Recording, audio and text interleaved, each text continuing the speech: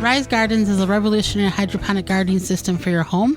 Instead of food traveling hundreds or even over 1,000 miles before it hits your plate, harvest veggies, herbs, and greens you need for dinner tonight in the comfort of your home. No green thumb required knowledge. Gardening made easy with the Rise Gardens app. Step-by-step guidance from seed to harvest. A complete garden on a shelf comes with everything you need to grow healthy and the freshest food for you and your loved ones. Fully customize your garden to your needs and preferences. For more information to get your Rise Garden, visit risegardens.com. Holly, let's go to the hotline and bring in our guest for this week. Shipman is the executive director of kidsgardening.org. She is a passionate advocate for children and the planet and believes that garden-based learning and hands-on plant-based education benefits both. Has also worked as a professional gardener, garden designer, and spends a lot of her free time and then some digging in the dirt. She's also the mom of 2 young boys. Welcome to the program, Em. Thank you. Thanks for having me. Well, we want to thank you for taking time out of your day to not only educate Holly and myself, but all of our listeners about this organization, kidsgardening.org. What is this program? Yeah, Kids Gardening is a national nonprofit organization. We were founded in 1982, so we have been around for 40 plus years, and we support garden-based learning. And what that means is we're working to ensure that all kids across the United States have the opportunity to learn through the garden. So we offer small grants to schools and community organizations to put in gardens for youth as learning spaces. We also offer curriculum. So for 40 years, we've been writing lesson plans and activities and standards-based curriculum to teach through the garden, anything from math to science to social studies and social emotional learning. You name it, it can be taught through the garden. And then finally, we have a program called the Kids Garden Community, and that launched in 2021. We have an online community free to use for anyone who gardens with kids. It's called the Kids Garden Community, and it's a place for people to network. It's like a social network for anyone who's gardening with youth to ask each other questions and share resources and learn from one another. Now, is there a specific age range that the organization focuses more on, or is it just a broad from 0 to like 17, 18? Yeah, it's that. It's broad from, pre-K all the way through high school. And, most of the educators and caregivers that we support are working with younger kids, but we'd love to see more opportunities for older youth to be doing garden-based learning as well. So could you list off, some benefits for kids to be in the garden, maybe like the top 3 or so?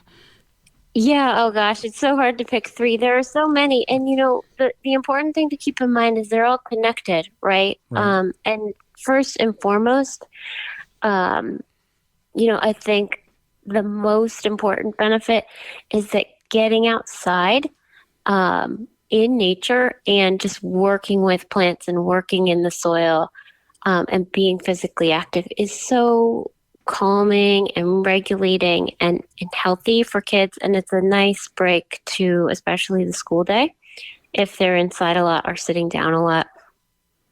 So that's the foundational, in my opinion, that's one of the most important things. And then everything else can kind of layer on top of that. If kids are feeling a little bit more calm, feeling like they got their wiggles out and they're getting fresh air and sunshine and all in the physical activity. But it's a really incredible place to learn as well. And I think we're becoming increasingly aware that, not all kids learn well, again, with classical instruction, an educator standing at the front of the room and talking, and kids sitting in desks. And it's not to say that education's like that now. Things have changed for sure over the past few decades, but the more opportunities that kids have to experience learning in a hands-on way, in an experiential way, the more it's going to stick for them. And I think there are definitely some kids that is really important for. And it can be life-changing for those kids to have those opportunities to excel when they might not be excelling in the classroom. But when they get out into the garden, maybe they're a leader because they're good at doing things that are hands-on, or they like hard work, or maybe they know a little bit of something about gardening. So we think it's a really great learning lab and teaching opportunity, not to mention just all of the interactions that are going on in the garden between sun and rain and plants and insects and, all of these things that are just so educational for kids to tune into. So I would say those are the top two. They encompass a lot. It's really a good space for people also to just learn about healthy food, learn about where food comes from, learn about the food system, and just, think a little bit more about our food and what we put into our bodies, and the impacts of, the practices that we choose to use in growing our food. So it's a really great starting point, I think, for a lot of kids in thinking about how they want to eat as they grow older, both for their bodies and for the planet. So what are some challenges people may face when getting their kids in the garden? Would screen time be one of those words that we have a challenge to pull them away from? Yeah, I think when we're, when it's parents saying like, oh, hey, you want to come help me weed the garden versus, playing Minecraft. Yeah, it's a challenge. And that's, one of the things that we've done at Kids Gardening is to create all kinds of fun activities that you can do with kids in the garden that don't feel like work. And they don't even necessarily probably feel like you're learning something. You're just having fun and the learning happens. So lots of fun activities that are easy to access that people can do with kids just to get them started. And I've noticed with my own kids, I think just exposure over time, they want to go out into the garden now. But when they were younger, and they hadn't done it as much, they weren't as eager, and it took a little bit more convincing.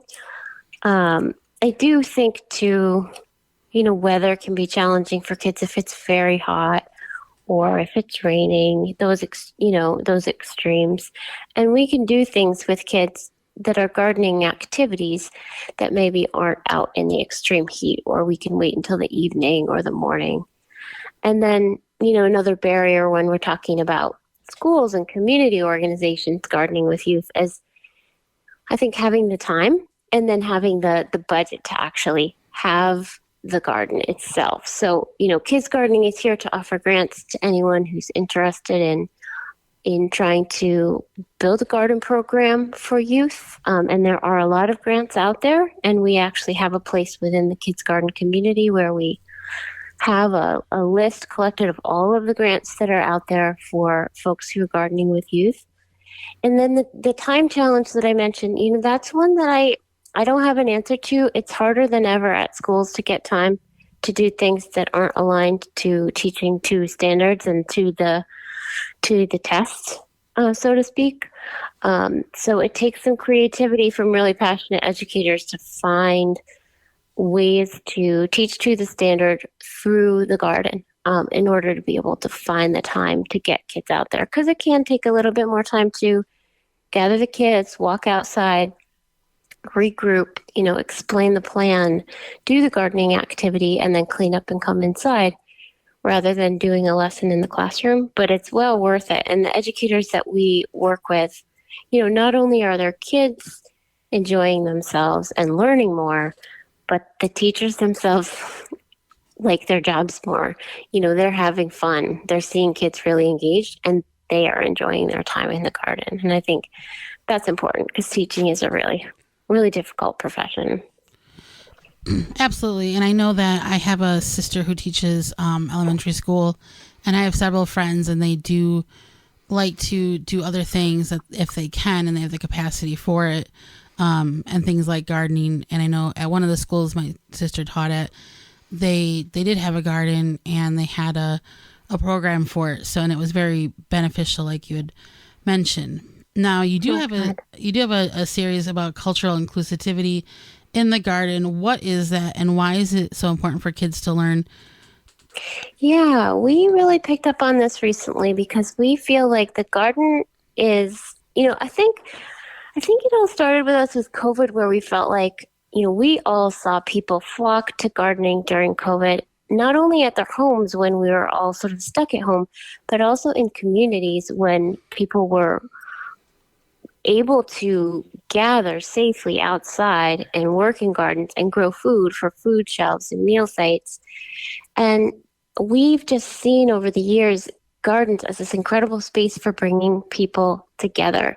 And it's just such an opportunity in a school to celebrate all of the kids in a classroom, let's say, or, even in the school to talk about, their culture, where they come from, their heritage, their ancestors, traditional foods that they might eat at home, and veggies and fruits that their families might grow as part of those foods, and or agricultural practices that might be important to their family and their culture. So we just see gardens as this really great opportunity for kids to be able to share who they are and where they come from, and come together around that and share food, or share stories about it, or share recipes.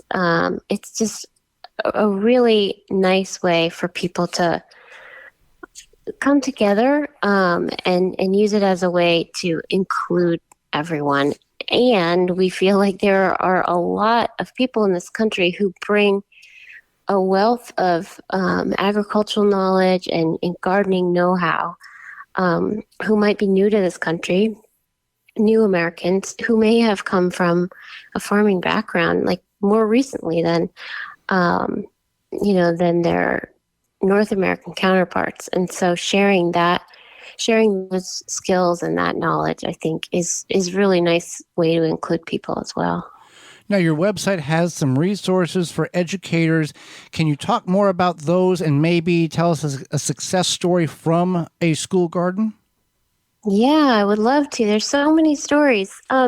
So we have so many resources, hundreds of resources on our website. As I mentioned, we've been developing these resources for 40 years. So we have everything from easy to do activities that require very few materials to standards aligned sort of lesson plans and growing guides. And then we have published books around things like soil science and, aligned to the standards. So it really runs the gamut.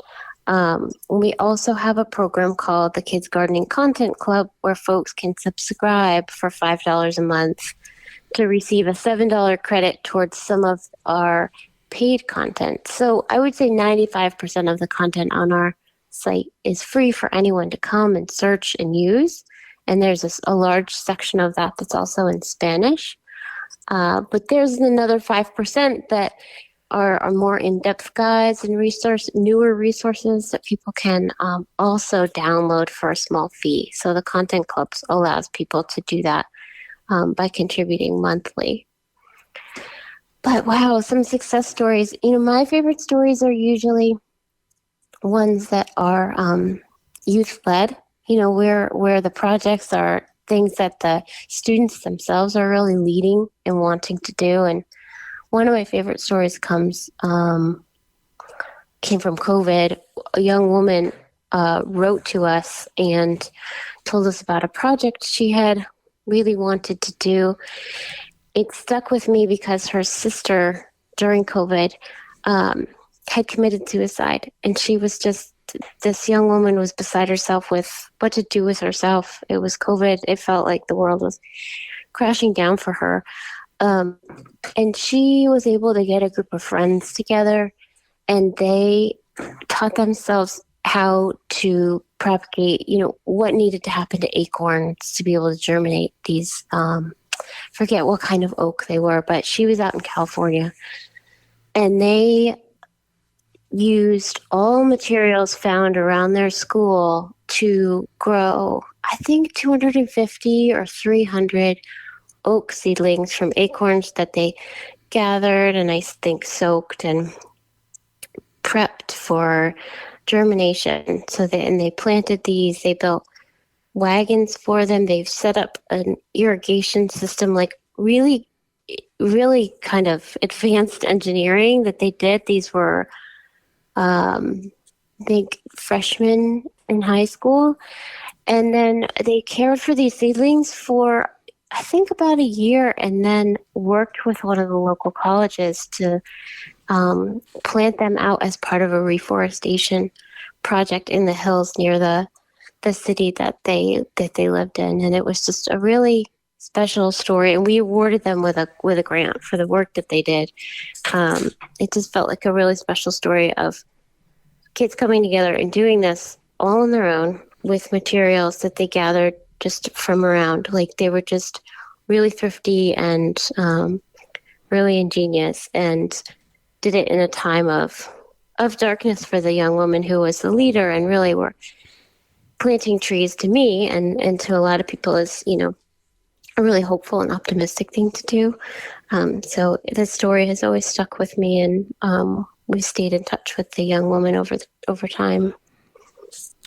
Well, it's probably one of hundreds and hundreds of stories that you could share with us, but the time is limited. How can people find out more about the programs, the website again, and other things there? Yeah, so come to kidsgardening.org. And we actually just opened up one of our grants today. It's called the Budding Botanist Grant. So that's open. This is actually the time of year when we're opening up our grant programs so people can apply to those grants to get funding to do their work. We also are a nonprofit, so we're funded by donations. So you can come to our website if you want to support our work. There's a donate button in the top right of the website. But again, it's kidsgardening.org. And if you want to follow us on social media, our handle almost everywhere is @kidsgardening. And the Kids Garden community that I mentioned, again, is free for anyone, and that's community.kidsgardening.org. Well, Em, we greatly appreciate the time and the information you've shared with us and about the organization and educating all of us. Thank you very much for that. Thank you. For more information, please visit thewisconsinvegetablegardener.com.